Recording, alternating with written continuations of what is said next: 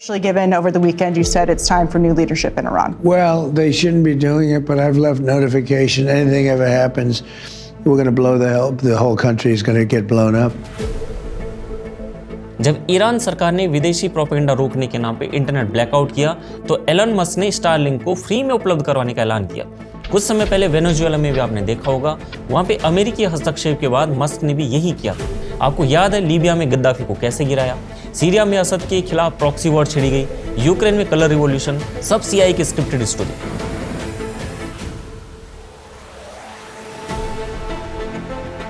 Donald Trump ने वही किया जिसमें वो सबसे बेहतर है, जिसमें एक्सपर्ट है। उसने गाल बजाए, लोगों को भड़काया और कहा कि प्रोटेस्टर्स आगे बढ़ो, हेल्प आने वाली है। लेकिन क्या हेल्प आई?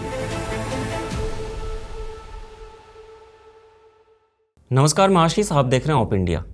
क्या आप जानते हैं कि ईरान में आज जो भी प्रोटेस्ट चल रहे हैं उसके सेंटर में उत्तर प्रदेश के एक छोटे से गांव से जुड़ा हुआ एक इस्लामी लीडर है, अयतुल्ला रुहुल्लाह खोमेनी, जिनके दादा उत्तर प्रदेश के एक छोटे से गांव से ईरान शिफ्ट हो गए थे और उन्हें इंडियन मुल्ला कह करके ताने मारे जाते थे। ये बात 1978 में अमेरिका के इशारे पर ईरानी सरकारी अखबार इत्तेलात में छपी थी, जहां उन्हें ब्रिटिश एजेंट और इंडियन मौलवी बता करके बदनाम करने की कोशिश की गई थी ताकि लोगों का गुस्सा भड़काया जा सके। वीडियो की शुरुआत में ही मैं आपको एक बात ईमानदारी के साथ बता देता हूँ कि अगर ईरान में खोमेनी खामनेई वाली सत्ता गिरती है तो भारत के यहाँ बैठे मुल्लाओं और उनके चेलों पर जरा भी फर्क नहीं पड़ेगा। ईरान में जो कुछ भी चल रहा है उससे हमारे और आपके आसपास के पत्थरबाज नहीं बदलने वाले हैं। आसान भाषा में कहूँ तो ईरान में अमेरिका अगर खोमेनी को टाइट करता है तो इससे भारत में बैठे मुस्लिम बिल्कुल भी टाइट नहीं होने वाले हैं। भारत के मुस्लिमों का इस घटना से एक भी बाल सफेद नहीं होने वाला है। वो तो वैसा ही रहेगा जैसे 1979 की इस्लामी क्रांति से पहले था, क्रांति के दौरान था और आज भी है। दिल्ली की गुलफिशा और आरफा अचानक से हिंदुओं से मोहब्बत नहीं करने लगेगी। यहाँ का जुबैर क्लिप काट काट करके हिंदुओं की बलि देना बंद नहीं कर देगा। अब्दुल्लों की बेगमें पत्थरबाजों को पैदा करना बंद नहीं कर देंगी। तो ईरान में चल रहे प्रोटेस्ट देख करके हमें मजे जरूर आ सकते हैं, लेकिन जियोपॉलिटिक्स के नजरे से इस मामले के क्या एंगल हो सकते हैं ये हमें बारीकी से जानने और समझने की जरूरत है। और इसे समझने के लिए हमें देखना होगा कि डोनाल्ड ट्रंप क्या कर रहा है।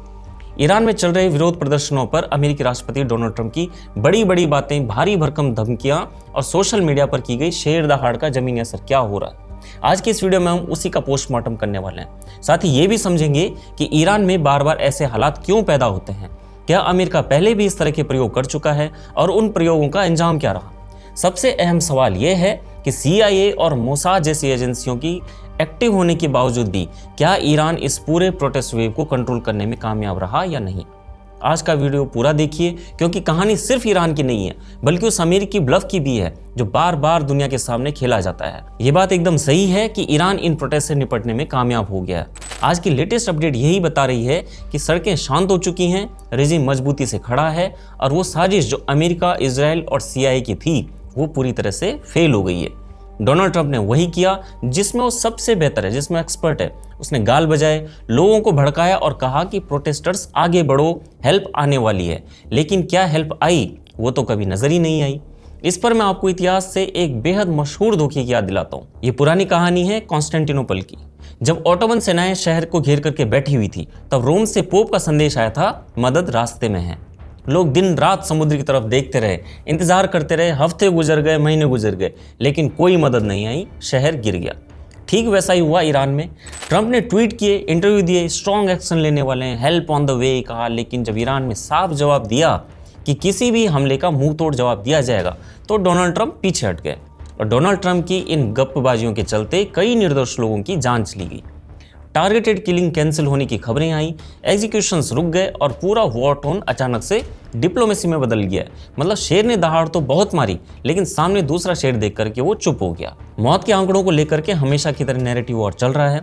सरकारी रिपोर्ट्स कह रही हैं कि ज्यादातर मौतें सिक्योरिटी फोर्सेस पर हमलों के दौरान हुई और कई जवान मारे गए। दूसरी तरफ वेस्टर्न मीडिया है और कुछ अरब चैनल है, अल जजीरा टाइप के, जो कह रहे हैं कि 3000 से 5000 मौतों का रिकॉर्ड मिला है। ईरान में इंटरनेट धीरे धीरे नॉर्मल हो रहा है और रेजिम ने आर्थिक प्रॉब्लम सॉल्व करने के प्लान अनाउंस किए हैं। सच ये है कि न तो कोई ईरान में रेजिम चेंज हुआ, न ही वहाँ का सिस्टम टूटा।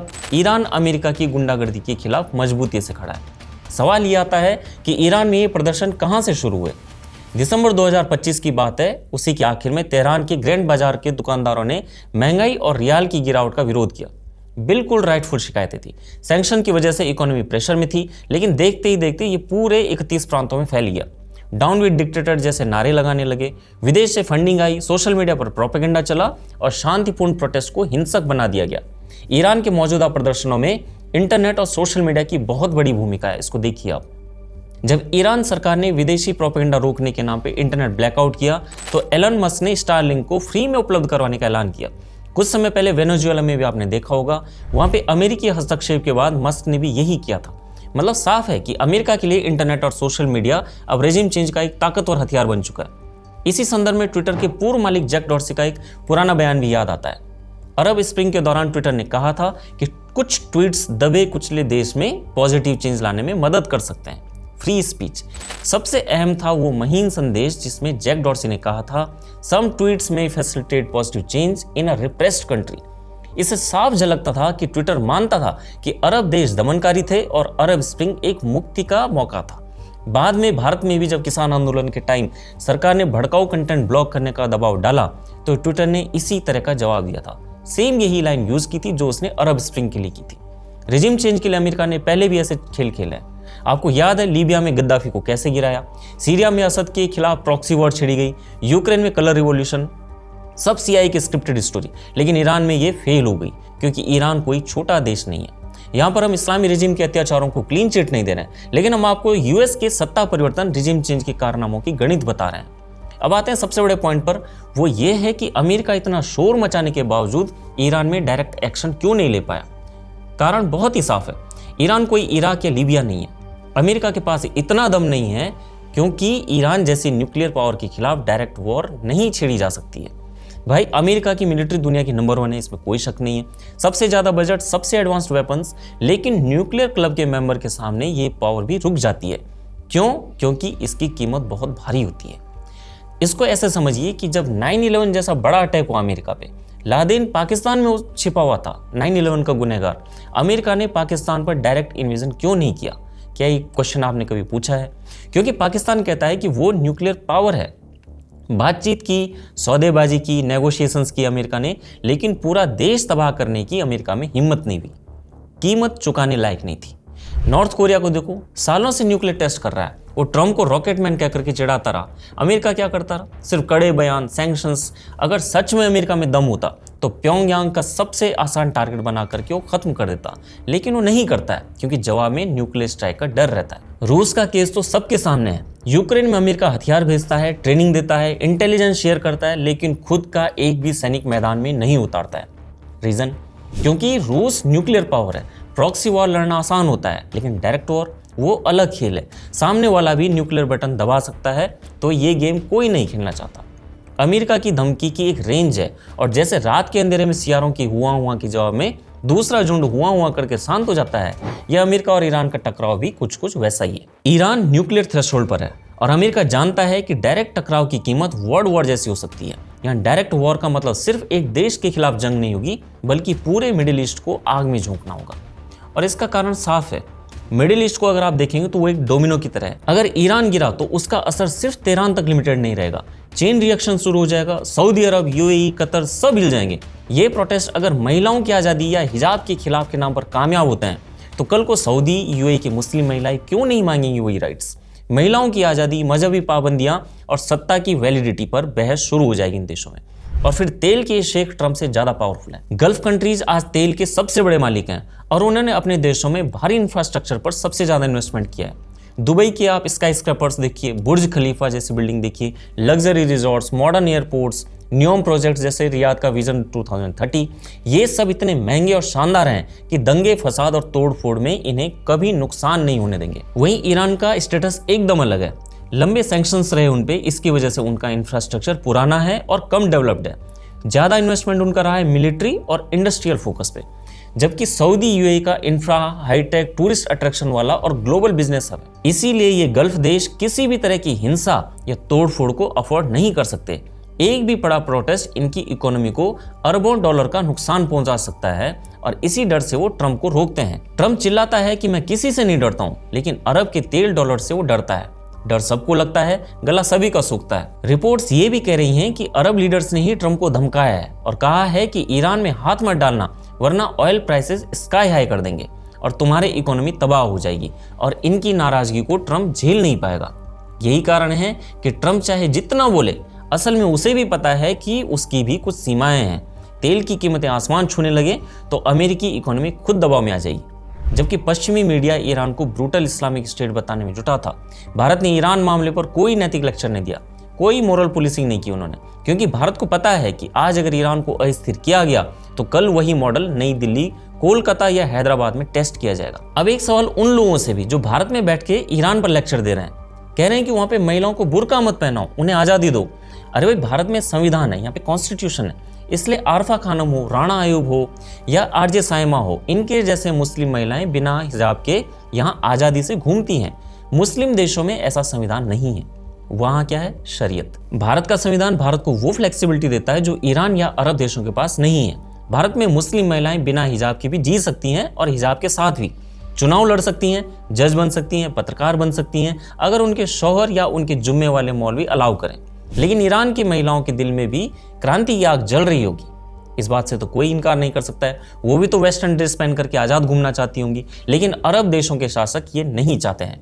अगर ईरान में क्रांति हुई तो उनकी कुर्सी भी हिलेगी, इसलिए वो चुपचाप ईरान को सपोर्ट कर रहे हैं, डोनाल्ड ट्रंप को रोक रहे हैं। अब एक सवाल ये भी आता है कि क्या ईरान में ये सब पहली बार हो रहा है? तो इसके लिए ईरान की 1979 इस्लामिक रिवॉल्यूशन को समझना पड़ेगा, क्योंकि आज के हालात उसी से जुड़े हुए हैं। ईरान को कभी पर्सिया कहा जाता था, दुनिया की सबसे पुरानी सभ्यताओं में से वो भी एक है। लेकिन 1950 में अमेरिका और ब्रिटेन ने मिल करके वहाँ के चुने हुए पीएम मुसद्दिक का तख्ता पलट किया, क्योंकि उन्होंने वहाँ पे ऑयल का नेशनलाइजेशन किया था। वहाँ पे शाह को कठपुतली बना करके बिठा दिया, कुछ वैसा ही जैसा अमेरिका ने आजकल बांग्लादेश में शेख हसीना को हटा करके अपना एजेंट वहाँ पे मोहम्मद यूनुस बैठा है। ईरान में शाह ने वेस्टर्नाइजेशन शुरू किया, लेकिन लोग गुस्से में थे। तब वहाँ पे आए अयतुल्ला खोमेनी। उन्होंने जब वो एग्जाइल में थे तब ईरान के लोगों को मैसेज भेजते रहे और 1979 में वहाँ पे इस्लामिक रिवॉल्यूशन हुआ। अमेरिका में बिठाए गए शाह वहाँ से भागना पड़ा उसको। ईरान अब एक इस्लामिक रिपब्लिक बन गया था। ईरान से अमेरिका का इन्फ्लुएंस खत्म हो गया और आज के प्रदर्शन भी उसी की लीगेसी से जुड़े हुए हैं। तब शाह की सेकुलर पॉलिसी पर लोगों का गुस्सा था, आज इस्लामिक रूल की सख्ती पर उनका गुस्सा है। लेकिन फ़र्क ये है कि रिजीम ने सीख लिया, विदेशी साजिशों को पहचान लिया और उन्हें दबा दिया। कुल मिलाकर के ईरान ने साबित कर दिया कि वो मजबूती से खड़ा रह सकता है। ट्रंप की धमकियां खाली साबित हुई, हेल्प कभी नहीं आई और रिजीम ने समझदारी से स्थिति को संभाल लिया।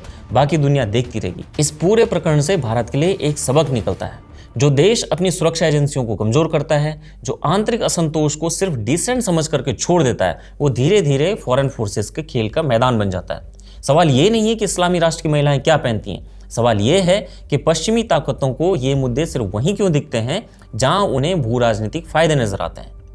आपको ये वीडियो कैसा लगा हमें कमेंट करके जरूर बताइए। ऑप इंडिया को जरूर सब्सक्राइब कीजिए। मैं आशीष, देखते रहिए ऑप इंडिया।